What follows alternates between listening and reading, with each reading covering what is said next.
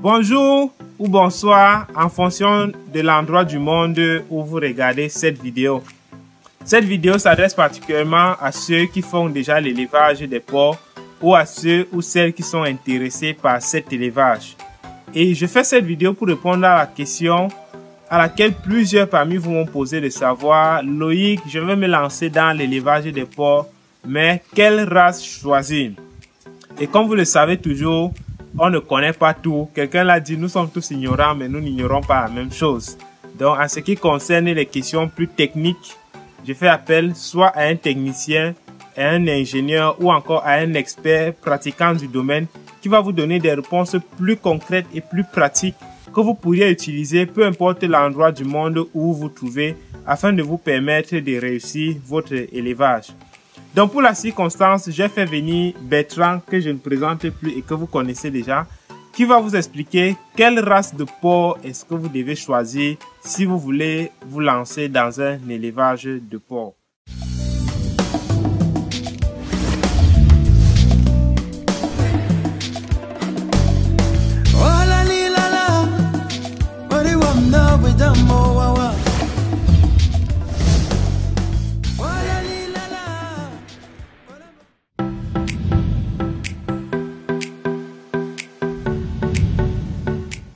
Alors Bertrand, bonjour. Bonjour Loïc. Donc, beaucoup te connaissent déjà, ils ont déjà savouré la plupart de tes conseils. Et aujourd'hui, ils veulent entendre parler des porcs.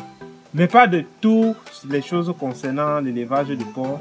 Ils veulent savoir quelle race choisir. Toi et moi, on a déjà discuté de ça, mais je veux qu'eux aussi puissent savoir ce que toi tu penses. Ok, merci. Je dirais d'abord que il s'agit, puisque la question c'est de savoir quelle race choisir. Alors, la question que j'aimerais retourner à ces internautes qui nous écrivent, c'est dans quelle filière veulent-ils s'installer dans l'élevage des porcs? Parce qu'en porciculture, il y a généralement deux filières. Soit tu es naisseur, c'est-à-dire toi tu produis les porceaux qu'on doit mettre en embouche. Là, tu es naisseur. Ou soit tu es engraisseur, c'est-à-dire toi tu reçois les porceaux chez un naisseur pour aller mettre en embouche. Là, tu es engraisseur ou bien emboucheur. Alors, prenons le cas où l'intéressé voudrait être naisseur et qui demande des races à choisir pour être un bon naisseur. Le plus souvent, ici en milieu tropical, nous conseillons 4 races. À savoir le Neymar, qui répond à presque tous les besoins, c'est-à-dire son intérêt agronomique est vraiment large. Ça a un indice de croissance élevé, un gain moyen quotidien également élevé, un indice de consommation faible. Donc vous voyez que tout monte à ce qu'on puisse choisir le Neymar. Il grandit, pour rentrer dans les langages plus simples, il consomme petit et grandit beaucoup. C'est tout simplement pour dire cela. Et non seulement, autre chose qui pourrait être intéressant sur le Neymar, c'est que sa portée est très grande. Lorsque vous respectez vraiment toutes les instructions zootechniques pour l'élevage de cette race, vous pouvez même atteindre les 22 porceaux par portée. C'est-à-dire, ça peut mettre bas jusqu'à 22 porcelets. Mais ça devient un risque pour celui qui ne maîtrise pas l'animal. C'est-à-dire, si pendant la gestation, vous n'avez pas respecté tout ce qu'il faut, après cette mise à bas, vous risquez de perdre votre porc. De plus, c'est pour ça que je ne voudrais pas rentrer dans la technique. Bon, maintenant, il y a une deuxième race qui est aussi intéressante. La Landrace. La Landrace, qui est à peu près comme le Neymar, mais il grandit beaucoup. Mais il a un indice de croissance vraiment faible. Mais l'avantage avec lui, c'est qu'il valorise une gamme très élevée des déchets, des sous-produits agricoles que nous pouvons avoir autour de nous. Et il est aussi légèrement un peu plus rustique, c'est-à-dire il résiste mieux aux maladies que le Neymar. Le Neymar, en termes de rusticité, est vraiment faible. Maintenant, l'autre que je pourrais aussi vous conseiller et qui est déjà élevé partout ici en milieu tropical, c'est le Duroc, qui est très rustique, vraiment hyper utile. Il a toutes les performances, tous les intérêts agronomiques que nous pouvons avoir.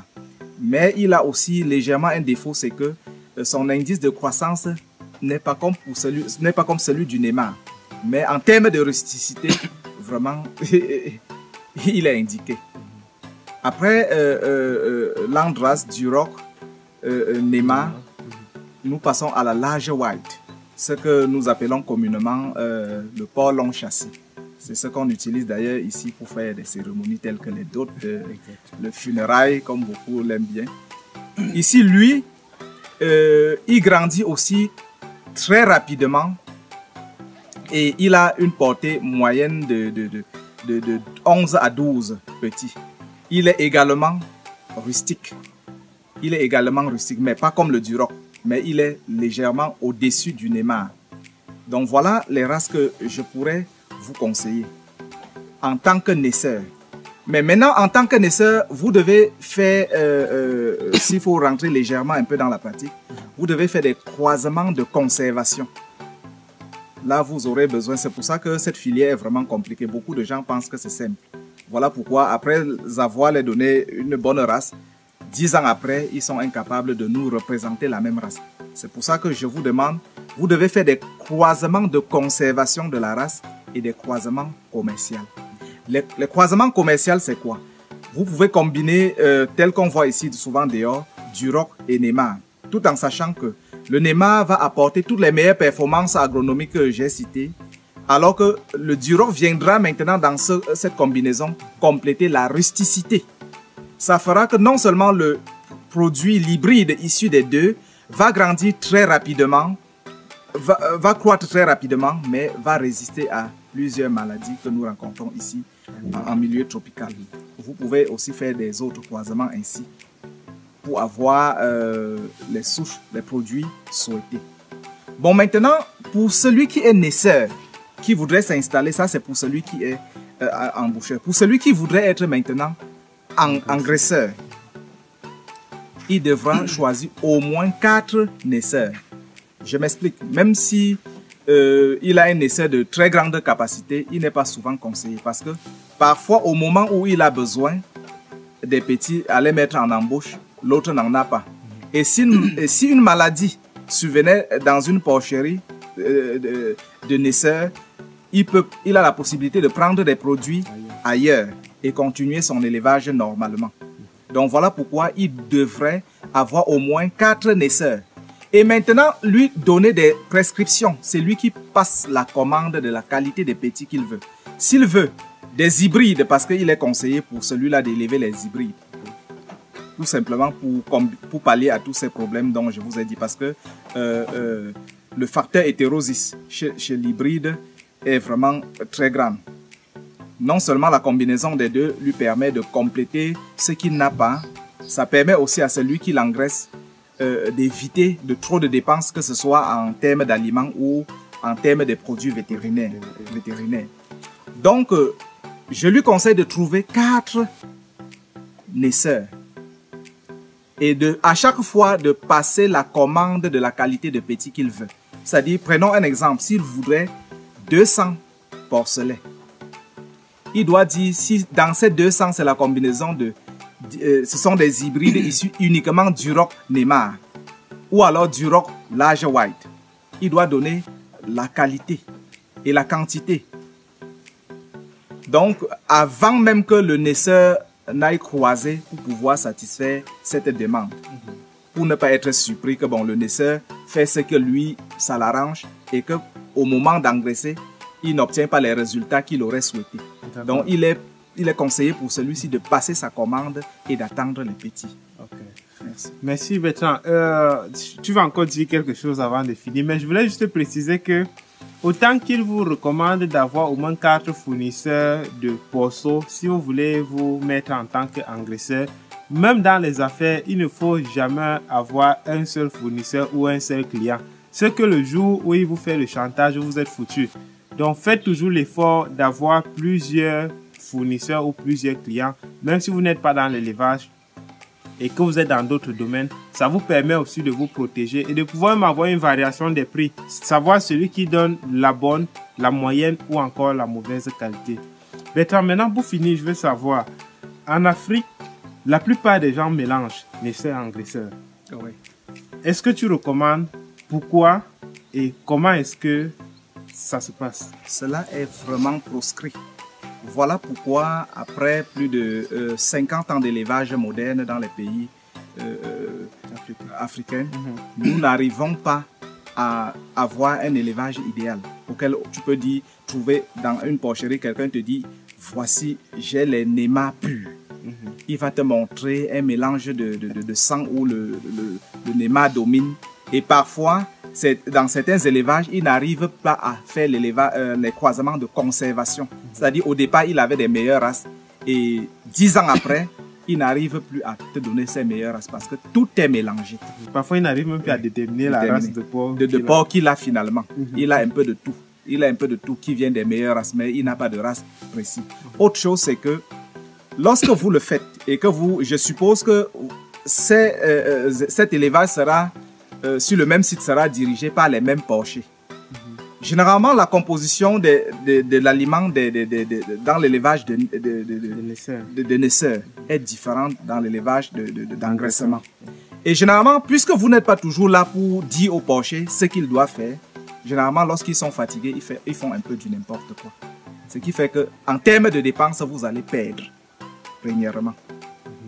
Et à la longue, si vous réussissez à vous en sortir, ça vous sera trop coûteux. Alors qu'il était plus facile de diviser, de choisir ta filière et de prendre les petits et engraisser facilement. Et si vous voulez faire les deux, diviser le site, ne le faites pas dans le même site.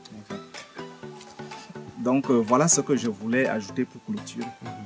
D'accord Bertrand, merci beaucoup. Comme je le dis toujours, je suis très content quand je finis de discuter avec toi. Et beaucoup d'internautes aussi qui te connaissent déjà et t'apprécient. J'espère que ce que Bertrand vous a dit vous a beaucoup informé en ce qui concerne les races à choisir si vous voulez vous lancer dans la porciculture. Déjà, je vais noter que Bertrand fait partie des formateurs qui donnent les cours vidéo d'agriculture et d'élevage en ligne sur Sekocha. Donc, mais si vous allez sur la plateforme, au niveau du cours sur la porciculture, c'est Bertrand qui a donné le cours. Donc, ce que vous avez entendu aujourd'hui, ce n'est qu'une infime partie de tout ce qu'il vous a dit dans le cours qui est sur sekocha.com. Donc, si vous voulez connaître de A à Z tout ce que vous avez besoin pour réussir l'élevage des porcs en Afrique, rendez-vous sur Sekocha. Je vais laisser le lien de la formation vidéo que Bertrand vous a fait au niveau de la description pour que si vous êtes intéressé, si vous voulez savoir comment nourrir les porcs, même les races qu'il a données, quelles sont les caractéristiques, comment différencier ces différentes races-là, comment construire la porcherie, comment administrer les traitements vétérinaires à vos porceaux, Bertrand s'est libéré dans cette vidéo et il vous a donné tout ce dont vous avez besoin pour réussir l'élevage de porcs. Donc si vous êtes intéressé, directement après la vidéo, allez au niveau de la description, j'ai laissé le lien du cours vidéo auquel vous pouvez avoir accès partout où vous vous trouvez dans le monde et vous pouvez suivre ce cours n'importe quand et n'importe où. Merci encore d'avoir regardé cette vidéo. Je vous souhaite beaucoup de succès dans votre élevage de porcs. Déjà, avant de finir, je vais vous dire, l'un des hommes les plus riches au monde, c'est un Chinois et il fait dans l'élevage des porcs. Donc, si vous voulez vous lancer dans la porciculture en Afrique, c'est une bonne chose, mais la première chose à faire, c'est de se former pour connaître comment est-ce que ça marche. Donc, vous aussi, vous pouvez faire partie des 10 agriculteurs ou éleveurs les plus riches au monde parce que j'ai eu à faire dans une vidéo précédente la liste de ceux-là et beaucoup m'ont dit en commentaire, dans 10 ans, je ferai partie de ceux-là. Dans 20 ans, je ferai partie des agriculteurs africains les plus riches au monde. Et la consommation en porc en Afrique ne fait que augmenter. Si vous voulez vous retrouver dans cette liste-là, first thing first, formez-vous d'abord. Et pour la formation, j'ai laissé le lien. Merci encore d'avoir écouté cette vidéo. Rendez-vous au sommet et merci encore Bertrand. Merci à vous.